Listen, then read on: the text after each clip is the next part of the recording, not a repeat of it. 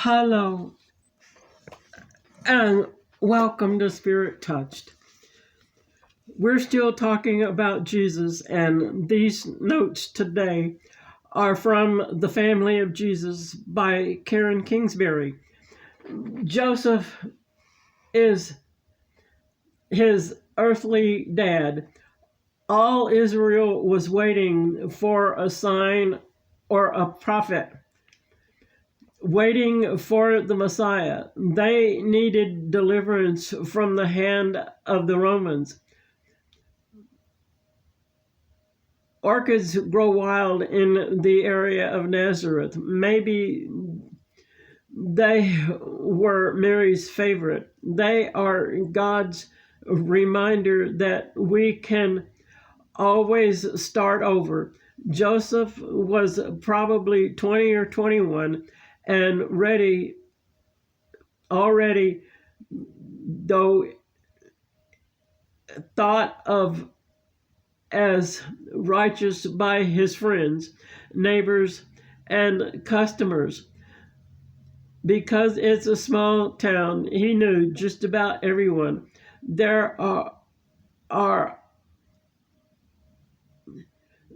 though he was engaged to her, the custom is that only brief hugs and some hand holding are allowed until after the marriage ceremony. But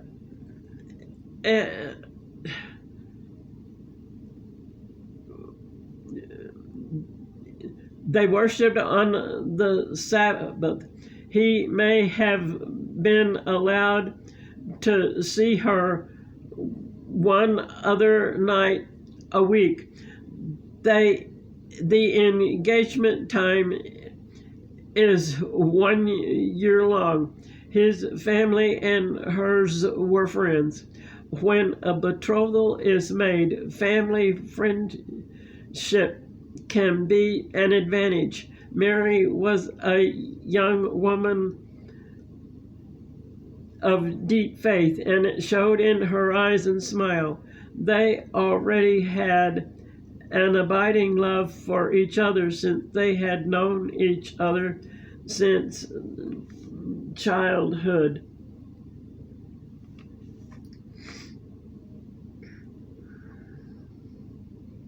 She was about 16. All of a sudden, without a word to Joseph, Mary leaves to see her Aunt Elizabeth near Jerusalem and is gone 3 long months.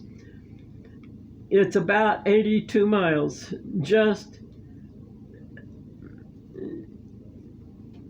16 today.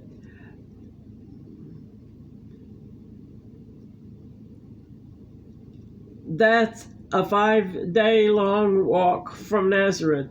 She went with a caravan. When she got back from that visit, everything changed. She told him about the baby she carried. It was hard for him to believe, but he could see in her eyes that she was telling the truth. Matthew 1:18 through 20. His heart believed, but his head didn't until the angel came to him in that dream. When he knew if he went to the rabbi, she would be stoned to death. He loved her too much for that, so he went to his quiet prayer place and prayed. It's a good thing the angel came before he could file the divorce papers with the rabbi. Then the census order came and the trip to Bethlehem began. 6 long nights later, after 400 years of waiting, Messiah came as a baby boy born in a lambing cave. What an entrance! That Then later that night, the shepherds came. 12 nights later, the wise men came. And after they left, the angel told them to flee to Egypt. It's clear that Joseph was faithful to God and to Mary. He trusted God. He obeyed everything the angels told him to do throughout his time as the earthly dad of his Messiah. He was willing to do whatever it took to protect Mary, Jesus, and his own children with her. He was loyal unto his wife until his last breath. The strength of what we believe is measured by how much we are willing to suffer for those beliefs. Joseph was a strong man whose faith was deep, and as the stepdad of Messiah, he suffered much, but he was also richly blessed. Zachariah, his uncle the priest, had two prayers. Number one, for the Messiah to come. Number two, for a son. He and wife Elizabeth were somewhere in their 30s. His name means the Lord has remembered, where her name means my God has sworn an oath. They kept on praying and didn't give up hope that God would give them a child. She was barren. Back then, not having children made them social outcasts. Priests rotated to take duty at the temple. It was Passover and Zachariah's time for temple duty in Jerusalem for a week.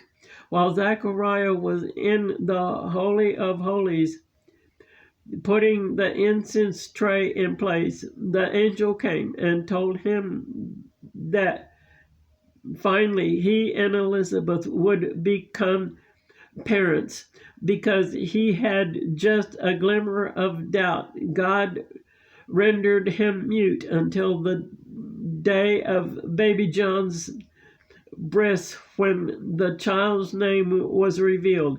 Can you imagine 9 long months not being able to talk? I can, because one year I went from January to April only being able to whisper. That's when I started doing sign language. Zachariah was surprised to learn that his son would be the one to prepare the way for the Messiah. It's very possible that Elizabeth was a midwife. God's redemption began with the birth of John. Zachariah got his voice back because he stayed obedient and prayed during those months of silence. The first words out of his mouth were praises and then the name of his son. John the Baptist is his cousin. Up to age 11, he was most probably homeschooled by his dad.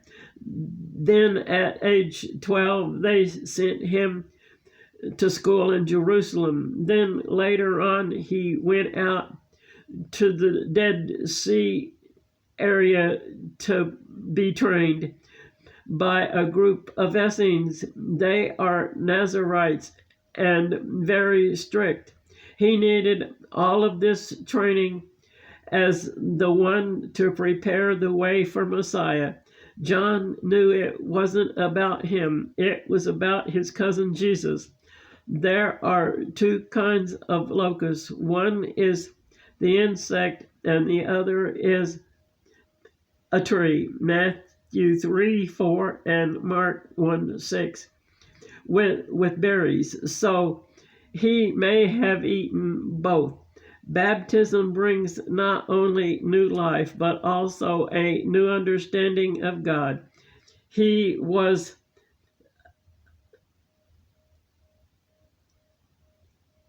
in prison for a year.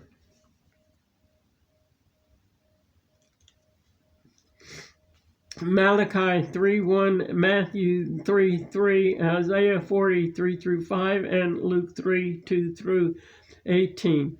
That day when Jesus came to John to be baptized, he knew it was his cousin, but he also knew his cousin was God in the flesh. No wonder he felt that Jesus should baptize him. Jesus was living the life he had known to start his path to the cross.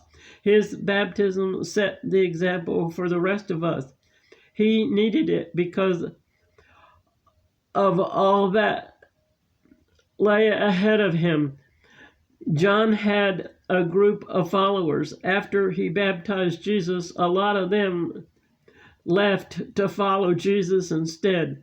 No, it didn't bother John at all. While John was in that prison cell waiting to know his fate, he heard the sound of silence. Yes, he was scared. He also knew that God was in that cell with him. He was not in there alone. Yes, he knew that whatever happened to him, God would get all the glory. When the guards came, he knew his mission was complete. We are of the word of his cousin's ministry and miracles was spreading. However, he didn't think he knew his own mission would end in such a cruel way. He lived for God and fulfilled God's purpose for his life. He was a prophet. The role of a prophet is to warn us. The prophet can see the bigger picture. It had been 400 years since the last prophet, so the Jews were not even close to ready for the Messiah. So John had to work fast. His job was to break the yoke so that the Jews would be ready for the forgiveness, mercy, and grace of Jesus. John also showed them what they were lacking. He gave them their wake-up call. You may send your prayer requests to heanswers@gmail.com, and we hope you've had your wake-up call.